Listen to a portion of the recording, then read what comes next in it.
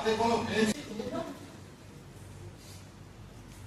খুঁজছি, দিয়ে পালিয়ে এসছে। এই বাড়িটা ছাড়া আপনি কোনো জায়গা নেই। কিন্তু এই বাড়িতে কিন্তু কোনো মেয়েই আসেনি। দাদা চলে আসুন।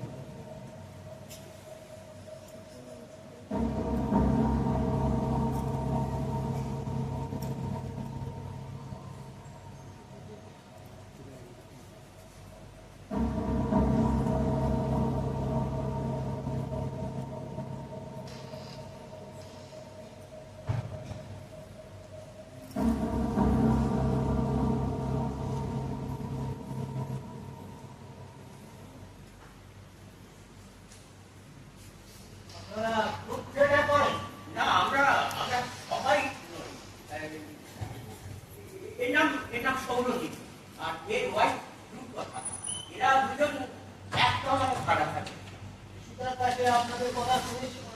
আগে কোন বিশুদা? এবারের মালিক বিশ্বনাথ মাইতি, আমার খুব কাছের লোক। আচ্ছা, আপনারা কলকাতা থেকে এখানে এসে ব্যবসা করেন, লাভটা কি হয়? লাভ তো অনেক হয়, কিন্তু লাভের সেই হিসেবটা আপনি জেনে কি করবে? এটা কিন্তু আপনি ঠিক কথা বলেন। আরে আমি কোন হরিদাস পাল যে আমাকে সব কিছু জানতে হবে?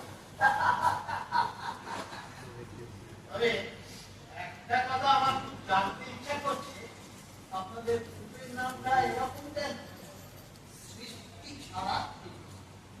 আমাদের গ্রুপের নামটা কেন সৃষ্টি ছাড়া, এটা জানতে গেলেও আপনাকে কিছুটা সৃষ্টি ছাড়া হতে হবে।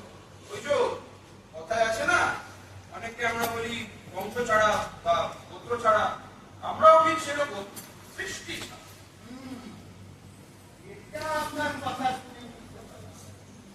আপনারা কি পার্টি কালারের নাটক করেন? আগে না না, মানে আমাদের নাটকে আমরা কোনো নির্দিষ্ট রাজনৈতিক দলের কথা বলি, কিন্তু রাজনীতি যারা করেন তারা সবাই ধান্দাবাজ, সবাই স্বার্থপর। মানে রাজনীতি একটা পদক্ষেপ শব্দ, এটাও আমাদের নাটক মনে করে না। আরে দাদা, এই তো ব্যাচ বসলে শান্ত করবে, অথচ চুলবে যাবেন না। আমরাও পার্টি পার্টি করি, কিছু কিছু বুঝি। দাদা, আমার মনে হচ্ছে আপনারা যে কারণে এসেছেন সেই বিষয় ছেড়ে অন্য বিষয় ঘুরপাক খাচ্ছে। তাকে কি বলা আছে? দেন হইলে ওর নাম সম্পূর্ণ।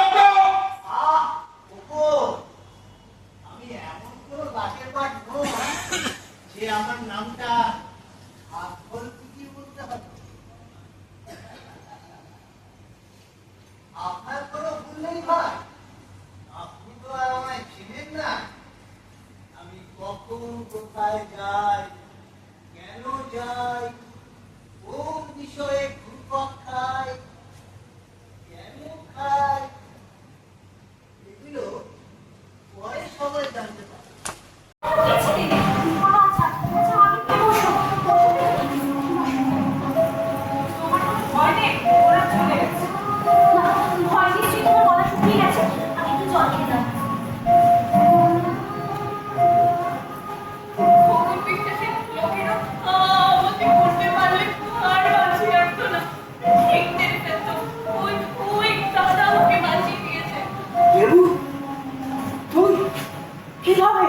যখনই দরজায় ধাক্কা পড়লো তখনই বুঝেছি ওরা এসেছে।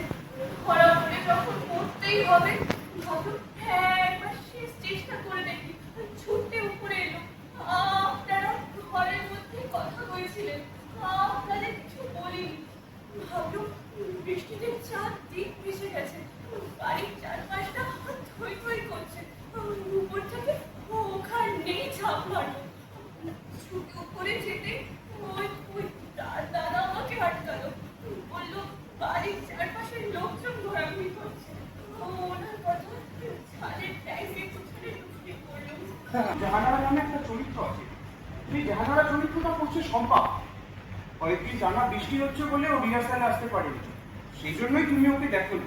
একটা দৃশ্য আছে যেখানে জাহানারা বিষণ্ণ মুখে শুকনো কিছু মুড়ি চিবোচ্ছে।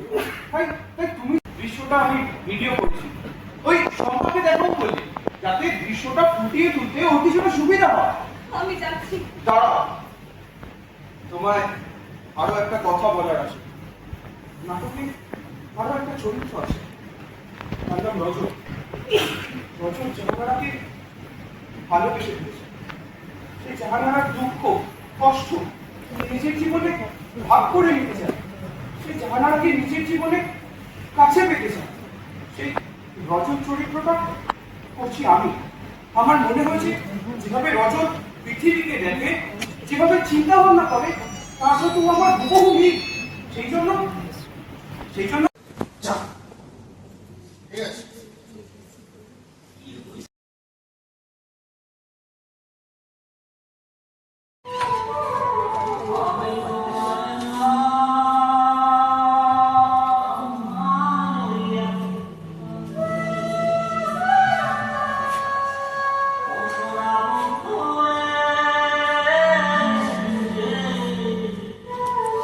মাসির শাড়ি।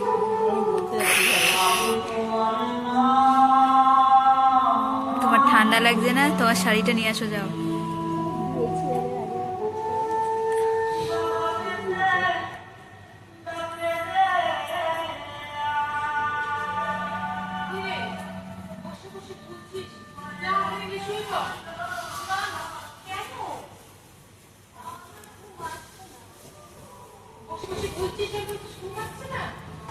খিদে পেয়েছে, তাই তো ঘুমাচ্ছে।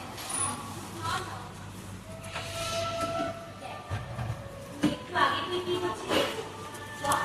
এই কদিন বিস্কুট আর মুড়ি কিছু একটা জুটেছে।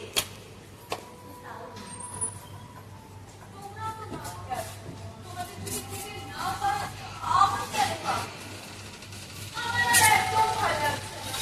সেই জানার পর থেকে এক দেশে বৃষ্টি করছে, আমার রাগ নেই। পরে সত্যি দেখতে বলতো, এই বাড়িতে কিন্তু আরে বাবা, সেটা তো শুধু একটা ব্যাপার না, সেটা সবার ক্ষেত্রেই এক।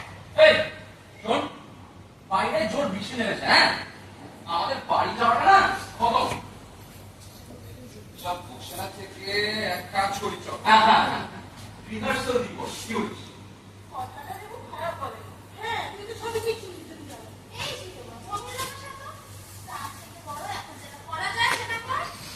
কিন্তু রিহার্সাল দিতে দেবো, কি দেবো, কি বই দেবো? কেন, যেটা মন চায়। আচ্ছা তাহলে ভেবে দেখ না, কার কোন বইয়ের পাল্টা অসুবিধা আছে সেটাই ঠিক করে নে। এটা কিন্তু মন্দ বলি, তাহলে এটা করা যাক। জানিস দেখো, আমার না ওই অপারেশন করতে পড়াশোনা করতে কর্নের পাটা খুব ভালো লাগে। এই কর্নারে পাটা ও পারে করতে পারবো না। তুমি মানে ধরে না শুনি। বড় বলছিস, এই হাসিটা কিন্তু একদম আমরা ধরিয়ে দেবো, বেশ ফ্যাশন দিয়ে করবি। শুরু কর।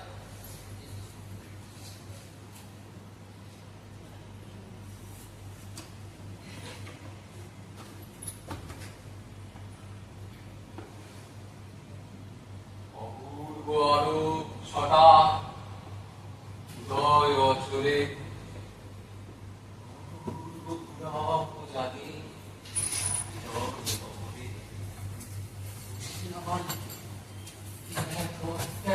আকর্ষণে হৃদয় আমার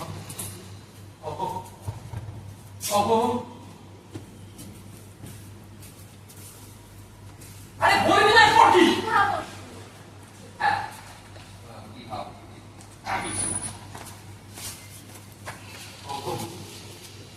কত বিবাহ সুখ, কি সম্বন্ধ তোমায় আমার, কেন উচ্চ উদ্দীপনা, নিচ তুল ধব রাধারঙ্গ আমি। চালিয়ে যা।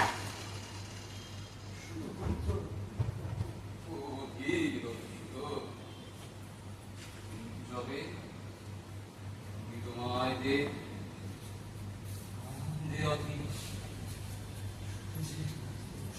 অশরীরী বাণী ফিরে বসে কর্ণে মুখ বাবার আবার আমার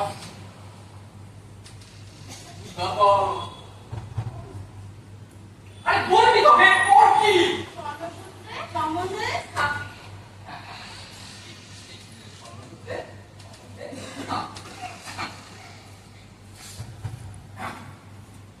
বাবার আবার আমার সব সত্যি সম্বন্ধে স্থাপ।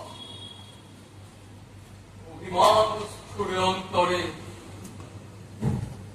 অভিমান ঘুরে অন্তরে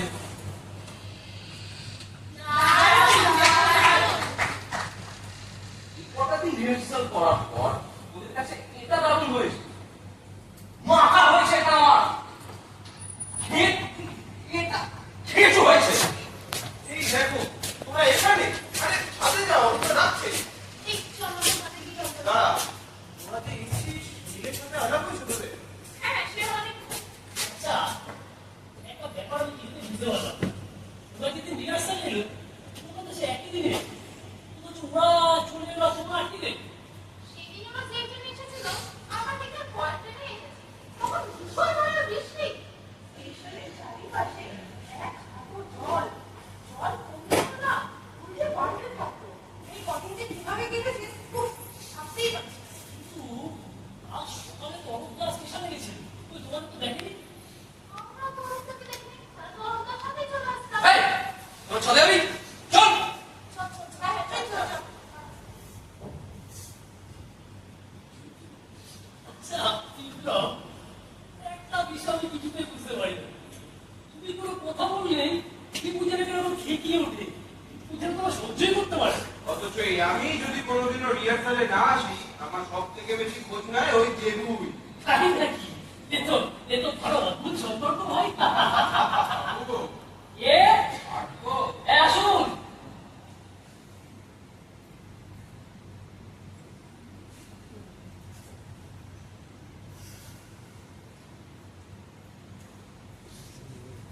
আমার নাম জীবন ছাত্রা। আপনারা যদি অনুমতি করেন তো আমি একবার ছাদে যেতে চাই। ছাদে? কিন্তু কেন? ছাদে যে টয়লেট আছে সেটা আপনাদের জন্য নয়, আপনাদের টয়লেট আপনাদের ঘরে আছে, সেখানেই যান। না না না, ও জন্য নয়, ও মুখে আমি সকালবেলায় সেটে দেখেছি। তাহলে কোন কম্পনি থাকতে ছাদে যেতে চান আপনি?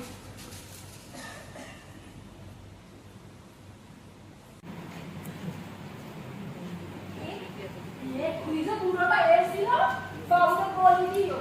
ওর কিন্তু মাথায় কিছু গন্ডগোল আছে। কখন যে কি বলে, মাথা মুখে কিছু বুঝতেই পারবে। ও একটা পাগল, তাই নাকি? হ্যাঁ, বুঝছিলাম তো, ওর একটা মেয়ে ছিল। তো বাচ্চা মানুষের মেয়েটা মরল, সেই সাথে বোনটাও মরল। তারপর থেকে কি সবাই মাথায় গন্ডগোল হয়ে গেছে। তা আমি কি সব বলতে এখানে এসেছেন? ও না, তুমি আমাকে বড় অনুভূতি করবে। পর মনে হয় শুনলো এই তোমরা নাকি সব ঠেকা করো, তাই তো একটু আর আটক দিয়েছিল। আমাদের এখানে যদি ওর চার তারাটাই বেশি, ঠেকাটা দেখেছি। হ্যাঁ, আমাদের কেরালা ছেলেরা ওই তো মাসুদ দেখতে সে বড় ভালো লাগে। তুমি কি 4 নম্বর বস্তিতে থাকো? বললে ভুল হবে, রাত্রি শুধু ঘুমোতে যায়। বাকি সময় ঘুমিয়ে থাকি তো ওই গঞ্জের বাজারে। ওখানে আমার একটা দোকান আছে তো। কিসের দোকান? মিথ্যে বলবো নি দোকান। দিনের বেলা আমি সবজি বেচি। সন্ধ্যে অন্য জিনিস মনে যদি না হলে ওই বাবুদের চলে না গো। সেটা কি তো বাবুদেরকে এই মনসার কাছে আসতে হয়। কি জিনিস? আরে পিসি মদ গো দিদিমণি, পিসি মদ। তুমি মদ বিক্রি করো? ও মা, গরিব না সাধে? দায় করে করতে হয়। অত ঝক্কি যে আমার সামলাতে হয়। পিয়পটা এখানে ওখানে টাকা দিতে হয়, তবে গিয়ে না আমার ব্যবসাটা চলে। তোমাকে এত কিছু করতে হয় কেন? তোমাকে দেখে তো বিবাহিত মনে হচ্ছে। তোমার স্বামী কিছু করেন না?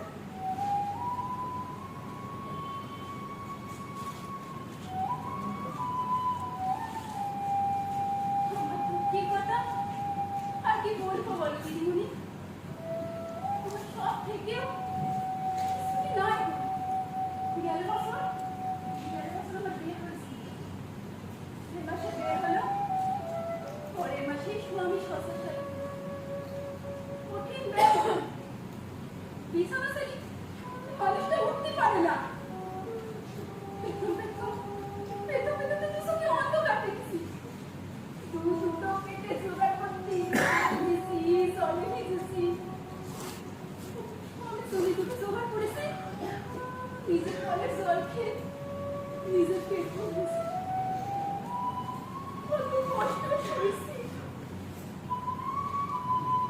শরীরটা কাউকে পেস্টে যায়নি। এখন দুটো পয়সার মুখ দেখেছি তো তাই ওকে সব টাকাচ্ছে তো হিংসা দুর্নাম রাখাচ্ছে। আমি নাকি আমার এই যৌবনের আগুনে ওই পাগুনে উইলে মারতে চাই। তাহলে আসে বলে বাবরা আমার কাছে আমি নিমন্ত্রণ করে সেরে খেতে মরবার জন্য তবু আসে। চোখ দেখি বুঝতে পারি কি মতলবে আসে। আমার এই শরীরটা দেখলি ওদের জিভ লাখ লাখ করে সেজন্যই তো আসে। তবে ওই পর্যন্ত মনসার প্রবল খাবার ভয়ে তাতে খেস থেকেও সাহস পায়। তোমার কথাগুলো শুনে বেশ বুঝতে পারছি তোমার জীবনটা একটা কঠিন তপস্যা। আমি চাই তুমি তোমার তপস্যায় সিদ্ধি লাভ করো। আচ্ছা তুমি তো এখানেই থাকো, তুমি বলো না ওই ভদ্রলোক কেমন মানুষ? আরে খোকন বিশ্বাস ওই নামটা খুলে বুঝতে পারবে দিদি বন্ধু। ওই শয়তানটা আমার ভদ্র নাম ফেলে পাবে। ওই বজ্জাটারে আমি হাড়ে হাড়ে চিনি। দিদি থেকে আমার শরীর শয্যাশায়ী হয়েছে সেদিন থেকে মোটে আমার কিছু ছাড়ে না। দেখলো আমি বুঝি আমার ভাতার হাতিটা ঠ্যাংনার বাচ্চা প্যান্টের পকেটে হাত ঢুকাই যখন ওর সাথে কথা কয় প্যান্টের ভিতরে শরীরটা বাড়ে আর কমে। চুপ! এসব আমরা শুনতে চাই না। মুখ খারাপ কি আর আরে করবো দিদিমণি? কোন ভাবনে আসি আমি? চারিদিকে দেখো না শুধু সকলের দাবাদাবি। মুখ না সকালি ওদের সাথে আটে পারবো। তুমি এখন এখান থেকে যাও।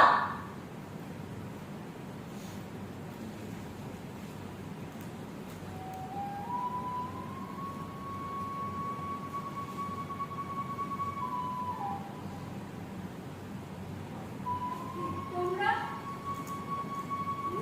লেখাপড়া শিখছো না? তোমরা নোটস নিতে পারো?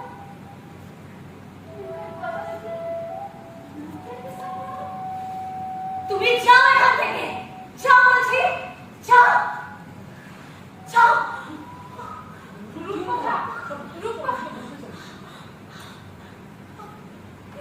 খবরদার তুমি আসবে না। যাও যাও এখান থেকে।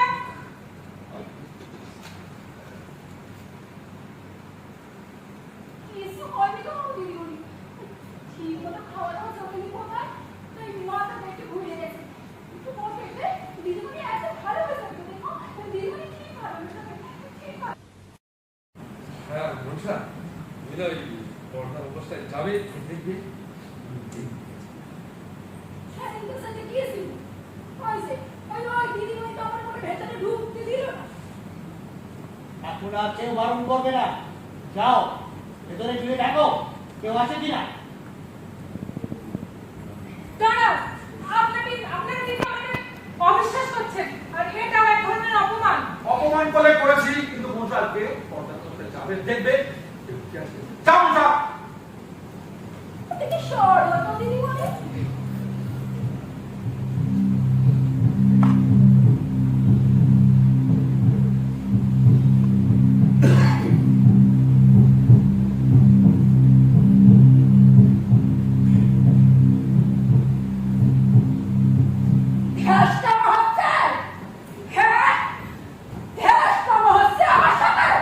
কি হয়েছে মনসা? ওখানে কোনো মেয়ে নেই?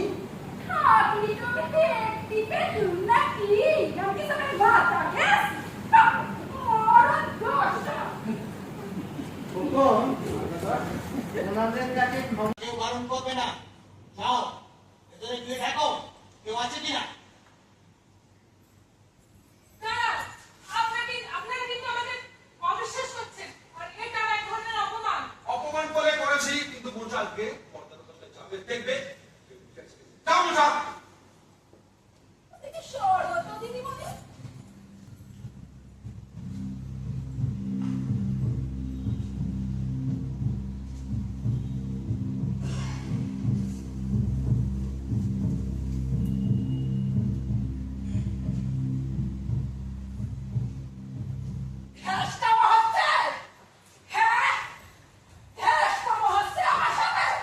কি হয়েছে মূসা? ওখানে কোনো মেয়ে নেই?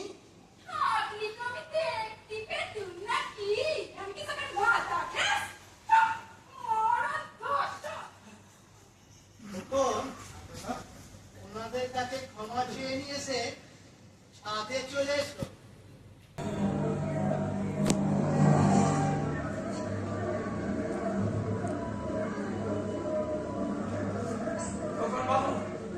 এসবের মানে কি? এখানে মানে ওইটা এখানে আমার কাছে মানে ওই সব কটা পাতা আসলে ওইটাই। তোর নাক পেটে একটু রক্ত পড়েছে, কোনো লাশ পড়েনি। কিন্তু আবার পড়বে। হ্যাঁ হ্যাঁ পড়বে। এসে ঝুলে বসে তুমি তো সবাই কেন খাইছো? কিছু কেন বলেন, আমাদের দোষটা কি? জাহানারা কোথায়? বারবার ওই একটা নাম আপনারা বলছেন। আপনারা ভালো করে জানেন ওই নামে কোনো মেয়ে বাড়িতে নেই। এসেছে, আমাদের কাছে প্রমাণ আছে। কি প্রমাণ আছে বলুন, কি প্রমাণ আছে? 4 নম্বর বস্তির কয়েকজন বলেছে এই ঘর থেকে একজন আরেকজনকে জাহানারা নামে ডেকেছে। হ্যাঁ, আপনি ঠিকই শুনেছেন। এরা নাটকের রিহার্সাল করে। এখানে একটা ক্যারেক্টারের নাম জাহানারা। সেটাই হয়তো আপনি শুনেছেন। বিশ্বাস না হলে স্ক্রিপ্টটা দেখুন না। হ্যাঁ, আপনি দেখুন, দেখুন আমাদের স্ক্রিপ্ট দেখুন। দাদা দাদা বলছি একতলা দোতলা বাড়ির ছাদ চালিয়ে যে তন্ন তন্ন করে খুঁজতাম, ওই মেয়েটা কিন্তু কোথাও নেই।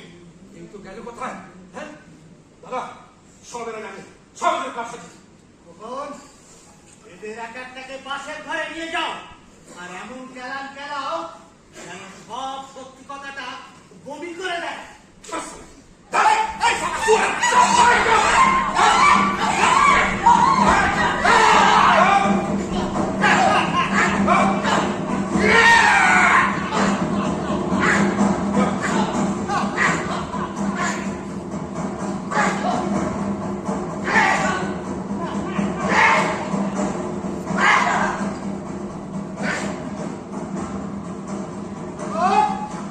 ছেড়ে দাও। জাহানারা যখন এখানে নেই, তখন আর সময় নষ্ট করাটা ঠিক হবে না। চলো।